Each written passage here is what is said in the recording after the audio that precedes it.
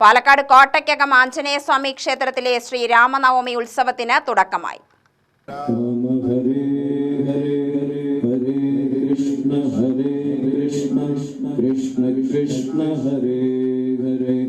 രാവിലെ 7 മുതൽ 9 വരെ ലക്ഷാർച്ചന നടന്നു.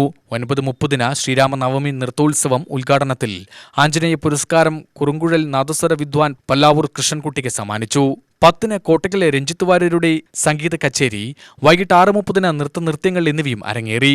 ഏപ്രിൽ 5 വരെ ദിവസവും വൈകിട്ട് 5 മുതൽ 6:15 വരെ സ്വാമി കൃഷ്ണാത്മാനന്ദ സരസ്വതിയുടെ ഭക്തി പ്രഭാഷണമുണ്ടായിരിക്കും. എല്ലാ ദിവസവും ലക്ഷാർച്ചനയും കലാപരിപാടികളും ഉണ്ടാവും. ഏപ്രിൽ 6 ശ്രീരാമനവമി ഉത്സവം. അന്ന് രാവിലെ 7 മുതൽ 9:30 വരെ ലക്ഷാർച്ചനയ്ക്ക് ശേഷം 10 മുതൽ വൈകിട്ട് 3 വരെ പ്രസാദൂട്ട് നടക്കും. 10 ഭക്തിഗാന തരംഗിണി, വൈകിട്ട് 5 വിദ്യാസാഗർ ഗുരുമൂർത്തിയുടെ പ്രഭാഷണം ഉണ്ടായിരിക്കും. വൈകിട്ട് 6 അയ്യപുരം അയോധ്യ ശ്രീരാമക്ഷേത്രത്തിൽ നിന്ന് ആഞ്ജനേയ കവചം വഹിച്ചുള്ള രഥപ്രയാണം ആരംഭിക്കും. UTV news, Palakkad.